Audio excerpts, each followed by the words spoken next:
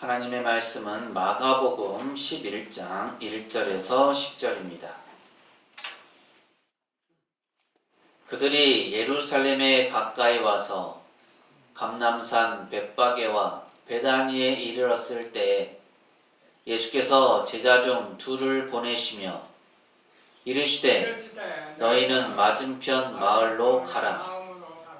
그리로 들어가면 곧 아직 아무도 타보지 않은 나귀 새끼가 매어 있는 것을 보리니 풀어 끌고 오라. 만일 누가 너희에게 왜 이렇게 하느냐 묻거든 주가 쓰시겠다 하라. 그리하면 즉시 이리로 보내리라 하시니 제자들이 가서 본즉 나귀 새끼가 문 앞 거리에 매여 있는지라. 그것을 푸니 거기 서 있는 사람 중 어떤 이들이 이르되 나귀 새끼를 풀어 무엇 하려느냐 하매 제자들이 예수께서 이르신 대로 말한대 이에 허락하는지라. 나귀 새끼를 예수께로 끌고 와서 자기들의 겉옷을 그 위에 얹어 놓음에 예수께서 타시니 많은 사람들은 자기들의 겉옷을 또 다른 이들은 들에서 벤 나뭇가지를 길에 펴며 앞에서 가고 뒤에서 따르는 자들이 소리 지르되 호산나 찬송하리로다. 주의 이름으로 오시는 이여 찬송하리로다.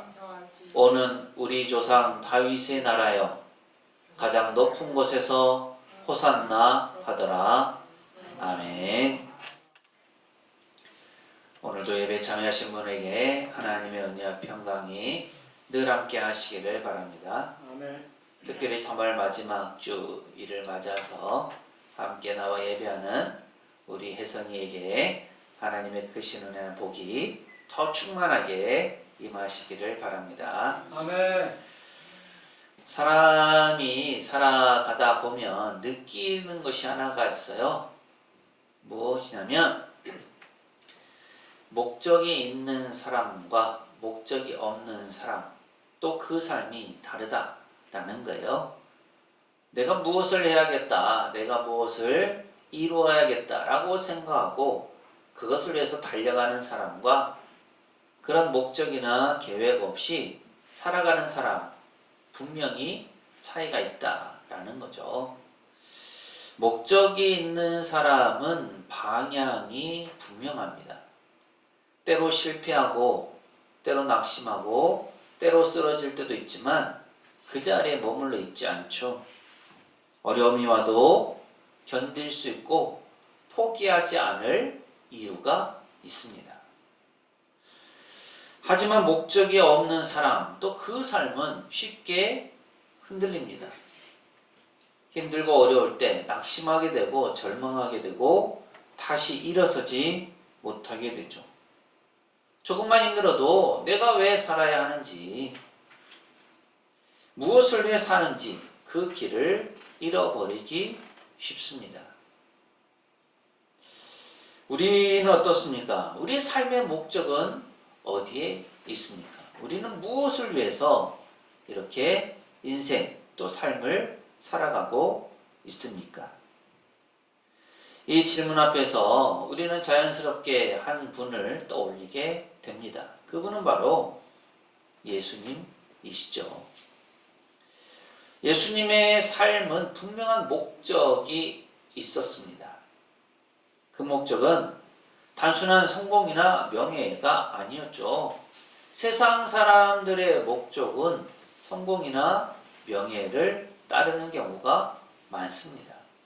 하지만 예수님의 삶의 목적은 그런 것이 아니었습니다. 그분의 삶의 목적은 생명을 살리는 것, 곧 우리를 구원하는 것이었습니다.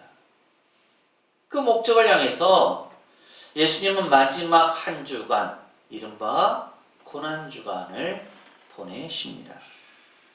오늘 우리는 마가복음 11장에 기록된 예수님의 예루살렘 입성을 시작으로 해서 월요일부터 토요일까지 그 고난주간 예수님의 행적을 따라가면서 그분의 삶의 목적을 확인해 보고자 합니다. 또한 예수님께서 걸으신 그 길이 과연 어떤 길이었는지, 그리고 그 길이 오늘 우리에게 어떤 의미가 있는지 말씀과 함께 살펴보겠습니다. 우리 앞뒤 좌우에 계신 분들과 이렇게 인사하실까요? 예수님의 뒤를 잘 따라갑시다. 예수님의 뒤를 잘 따라갑시다. 한 번 더 하실까요? 주어진 길을 끝까지 걸어갑시다. 주어진 길을 끝까지 걸어갑시다. 첫째 날이었어요. 주일입니다. 예수님은 어린 나귀를 타고 예루살렘에 들어가십니다. 마가복음 11장 9절 10절은 이렇게 말씀합니다. 함께 읽습니다. 시작. 앞에서 가고 뒤에서 따르는 자들이 소리 지르되 호산나 찬송하리로다. 주의 이름으로 오시는 이여 찬송하리로다. 오는 우리 조상 다윗의 나라여 가장 높은 곳에서 호산나 하더라. 아멘. 사람들은 예수님께서 예루살렘에 들어오실 때 호산나라고 외쳤습니다. 찬송과 영광을 하나님께 올려드렸죠. 찬송하리로다. 다윗의 자손이여 하면서 하나님께 영광을 돌렸습니다. 겉으로 본다면 왕의 행진이나 크게 다를 바 없습니다. 하지만 예수님께서 예루살렘 성에 들어가시는 모습은 보통의 왕의 모습과는 달랐습니다. 말, 군마, 화려한 말이 아닌 나귀, 그것도 나귀 새끼를 타셨습니다. 권력과 힘이 아닌 겸손과 평화의 왕으로서 오신 것이죠. 이 모습은 오늘 우리에게도 중요한 질문을 던집니다. 우리가 기다리는 왕은 어떤 왕일까요? 나는 어떤 왕을 기다리고 있습니까? 우리는 강한 왕, 문제를 즉시 해결해 주는 왕을 원합니다. 그래서 내 모든 문제가 해결되고 내가 더 잘 살고 평안하게 살기를 바라죠. 하지만 예수님은 그런 왕으로 오지 않으셨습니다. 우리의 죄를 대신 지시기 위해서 겸손하게 그리고 고난을 향해서 나아가는 왕이셨습니다. 이미 이 순간부터 예수님의 길, 예수님께서 가시는 길은 고난의 길이었습니다. 두 번째 월요일, 예수님은 성전에 들어가셔서 장사하는 사람들을 내쫓으십니다. 내 집은 만민이 기도하는 집이라 칭함을 받으리라고 말씀하십니다. 성전은 하나님을 만나는 곳입니다. 하나님께서 임재하는 곳이죠. 그런데 사람들은 그것을 자신들의 이익을 위한 수단으로 바꾸어 버렸습니다. 예수님은 그것을 그냥 두고 보지 않으셨죠. 사람들은 그렇게 성전이 타락하고 자기들의 이익의 수단이 되는 것이 당연시 되어졌었지만, 그래서 그것을 용납하고 받아들이고 이해하면서 넘어갔지만 예수님은 그것을 그대로 두지 않으셨습니다. 왜냐하면 생명은 거룩함에서 시작되기 때문입니다. 그래서 예수님은 단순히 그들을 위로하거나 그들을 편안하게만 만들지는 않으셨습니다. 때로는 뒤집고 깨뜨리고 또 회복시키셨습니다. 그래서 하나님의 뜻을 그들의 삶 가운데 성전에서 이루고자 하셨죠. 우리의 삶 속에도 정결이 필요합니다. 잘못된 것, 부족한 것이 있으면 깨우쳐야 되고 바꿔야 되고 변화시켜야 합니다. 주님은 지금도 우리 안에 잘못된 것들을 뒤엎으시며 참된 생명을 회복하기 원하십니다. 화요일 예수님은 성전에서 가르치시며 종교 지도자들과 치열하게 논쟁하십니다. 권위에 대한 질문이 있었고, 부활에 대한 질문이 있었고, 계명에 대한 질문도 있었습니다. 그 많은 질문들에 대해서 예수님은 대답하시면서 그들과 논쟁하셨습니다. 이 모든 상황 속에서 예수님은 타협하지 않으셨죠. 왜냐하면 진리는 생명과 직결되기 때문입니다. 사람들은 좋은 말 듣기를 원합니다. 내가 원하는 말을 해주기를 바랍니다. 하지만 예수님은 살리는 말씀, 즉 생명, 진리를 전하십니다. 사실 이 날은 매우 긴장된 날이었어요. 왜냐하면 종교 지도자들은 점점 예수님을 죽일 계획을 구축하고 있었습니다. 그런 사람들 앞에서 예수님은 하나님의 뜻을 담대히 전하십니다. 진리를 확실하게 가르쳐 주십니다. 예수님은 멈추지 않으셨습니다. 왜 그렇습니까? 진리는 때로 고난을 동반하지만 그 고난이 결국 생명을 살리기 때문입니다. 수요일에 관한 성경의 기록은 거의 없습니다. 조용한 하루이죠. 하지만 이 침묵은 의미가 있습니다. 예수님은 이 날을 십자가를 향해 나아가도록 마음을 준비하는 기간, 하나님과 더욱 친밀한 관계를 맺는, 교제하는 시간으로 삼으셨습니다. 또 한편에서는 가룟 유다가 예수님을 팔기로 결심합니다. 겉으로 보기에는 조용해 보였지만 영적으로는 어쩌면 가장 치열한 날이었습니다.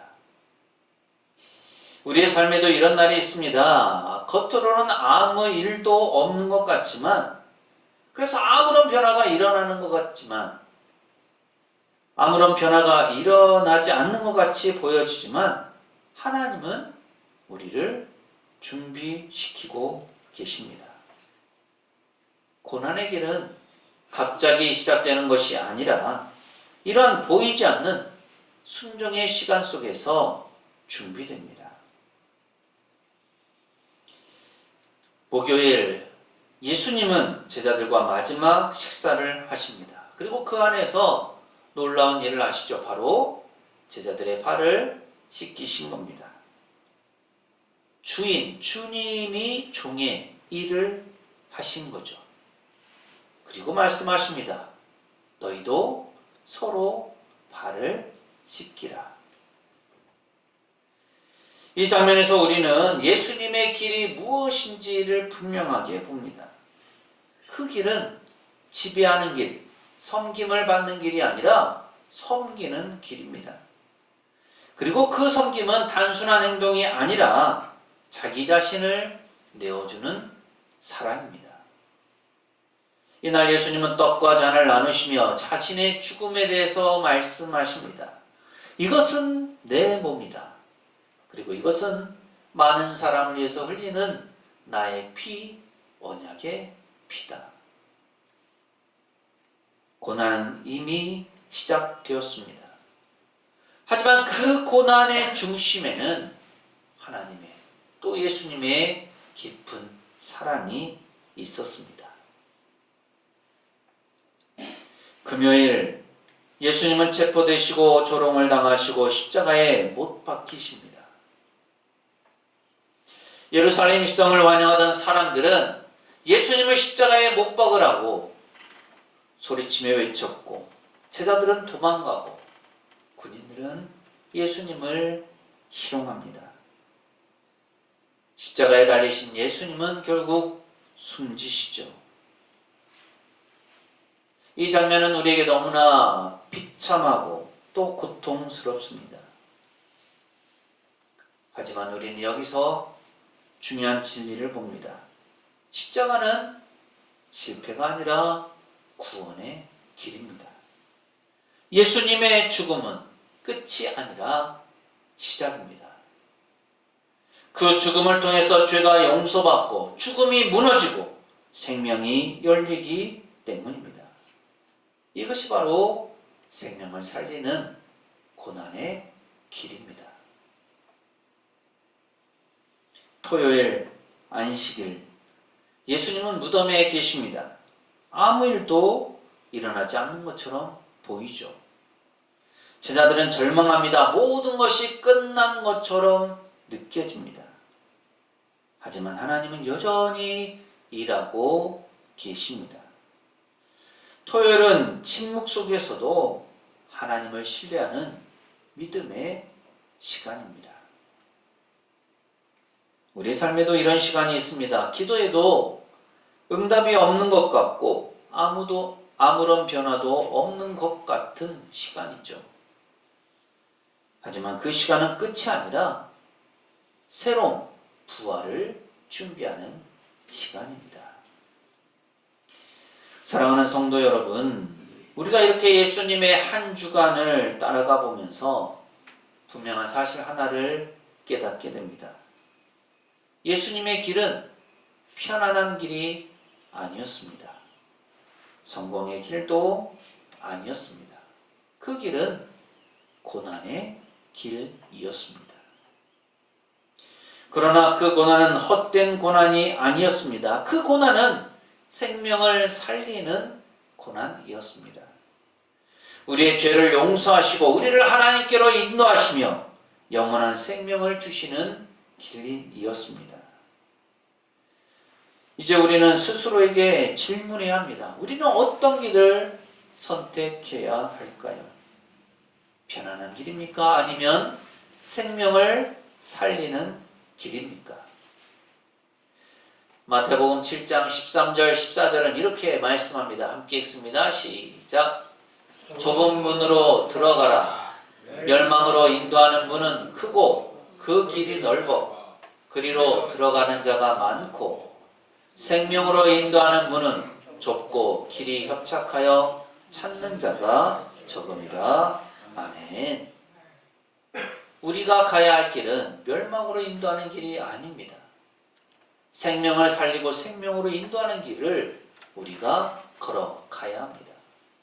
예수님은 지금도 우리를 부르십니다. 나를 따르려거든 자기를 부인하고 자기 십자가를 져라. 이것은 부담이 아니라 초대이죠. 생명을 살리는 삶으로의 초대입니다. 가정에서, 교회에서, 그리고 삶의 현장에서 우리가 섬기고 희생하고 사랑할 때 그 사랑의 삶이 누군가를 살아나게 합니다. 이것이 바로 예수님께서 걸으신 길이며 이제 우리가 걸어가야 할 고난의 길, 십자가의 길입니다. 이 시간 이렇게 결단하시기 바랍니다. 주님, 저도 그 길을 걷겠습니다. 편한 길이 아니라 생명을 살리는 길을 선택하겠습니다. 그 길을 갈 때 고난이 있을 수 있습니다. 손해가 있을 수 있습니다. 오해도 있을 수 있습니다. 그러나 기억하십시오. 그 길 끝에는 생명이 있습니다. 예수님께서 그 길을 먼저 걸어 가셨습니다. 그리고 지금 우리와 함께 걸어가고자 하십니다. 오늘 이 시간 우리를 살리시기 위해서 예수님께서 걸어가신 생명을 살리는 고난의 길에 동참하는 그 마음의 결단이 우리 모두에게 있기를 간절히 소망합니다. 아멘. 기도합니다. 예수님께서는 예루살렘에 입성하셨습니다. 많은 사람들이 예수님을 환호하며 환영했습니다. 하지만 예수님은 영광의 왕으로 오신 것이 아니라 겸손의 왕으로 오셨습니다. 그리고 이 한 주간 예수님은 생명을 살리는 고난의 길을 걸어가셨습니다. 성전을 정결하게 하셨고 진리를 선포하셨고 하나님과 깊이 교제하셨습니다. 제자들을 사랑으로 섬기셨고 생명을 얻기 위해 자신을 희생하셨으며 믿음으로 기다리셨습니다. 이 한 주간의 삶은 생명을 살리기 위한 목적을 이루는 것이었습니다. 오늘 저희도 예수님의 뒤를 따르기 원합니다. 한 주간 예수님의 고난을 묵상하면서 결단하게 하시고 생명을 살리는 고난의 길에 끝까지 동참하게 하옵소서. 그래서 예수님과 함께 부활의 영광에까지 이르는 저희 모두가 되게 하옵소서. 예수님 이름으로 기도합니다. 아멘. 이 성찬 예식은 그리스도를 기념하여 그가 다시 오실 때까지 그의 죽으심과 사심을 기념하는 예식입니다. 이제 우리는 베푼상을 통하여 그리스도 앞으로 나아갑니다. 성만찬 말씀 고린도전서 11장 23절에서 29절입니다. 내가 너희에게 전한 것은 주께 받은 것이니 곧 주 예수께서 잡히시던 밤에 떡을 가지사 축사하시고 떼어 이르시되 이것은 너희를 위하는 내 몸이니 이것을 행하여 나를 기념하라 하시고 식후에 또한 그와 같이 잔을 가지시고 이르시되 이 잔은 내 피로 세운 새 언약이니 이것을 행하여 마실 때마다 나를 기념하라 하셨으니 너희가 이 떡을 먹으며 이 잔을 마실 때마다 주의 죽으심을 그가 오실 때까지 전하는 것이니라. 그러므로 누구든지 주의 떡이나 잔을 합당하지 않게 먹고 마시는 자는 주의 몸과 피에 대하여 죄를 짓는 것이니라. 사람이 자기를 살피고 그 후에야 이 떡을 먹고 이 잔을 마실지니 주의 몸을 분별하지 못하고 먹고 마시는 자는 자기의 죄를 먹고 마시는 것이니라. 아멘. 성령님의 임재를 기원합니다. 은혜로우신 하나님, 저희는 이 시간 세상 죄를 위해 죽으시고 부활하신 주 예수님을 회상하면서 떡을 먹고 잔을 나누고자 합니다. 주 성령님 오셔서 떡과 잔을 성별하시며 이를 먹고 마시는 주님의 백성들이 그리스도의 변화된 몸을 힘입어 세상을 변화시키는 삶을 살게 하옵소서. 예수님 이름으로 기도합니다. 아멘. 주 예수 그리스도께서 잡히시던 날 밤 떡을 가지사 축사하시고 떼어 주셨습니다. 저도 지금 주님의 이름으로 이 떡을 나눕니다. 또한 식후에 주님께서 잔을 가지사 축사하신 후 이 잔은 나의 피로 세운 새 언약이니 많은 사람의 죄사함을 위하여 흘림이라 하셨습니다. 우리가 이 잔을 받을 때 합당하게 믿음으로 언약의 복이 새로워지기를 바랍니다. 기도합니다. 거룩하신 주님, 주님이 세우신 성찬을 베풀고 떡을 떼며 주의 잔을 나누려고 합니다. 그리스도의 찢기신 몸과 흘리신 보혈로 인해 영생에 이르게 하시고 그리스도를 본받는 삶을 살게 하옵소서. 예수님 이름으로 기도합니다. 아멘.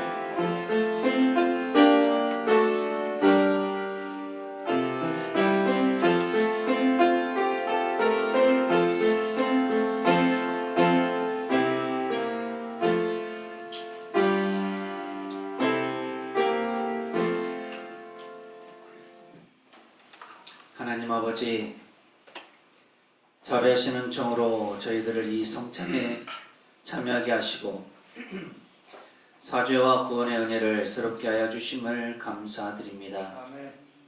저희로 하여금 복음에 합당한 자가 되게 하시고 이 땅에 화평을 심는 자가 되게 하옵소서. 아멘. 또한 주님 오실 때까지 구원의 기쁨을 전하는 주님의 백성들이 주의 제자들이 되게 하옵소서. 아멘. 예수님 이름으로 기도합니다. 아멘. 아멘. 예수님은 생명을 살리시기 위해 고난의 길을 걸어가셨습니다. 우리가 예수님을 따라 고난의 길을 걷는 것도 죽어가는 생명을 살리기 위함입니다. 사랑하는 새성교회 교우 여러분, 이 말씀을 가슴에 새기고 세상으로 나가십시오. 하나님께서 우리와 함께 하십니다. 지금은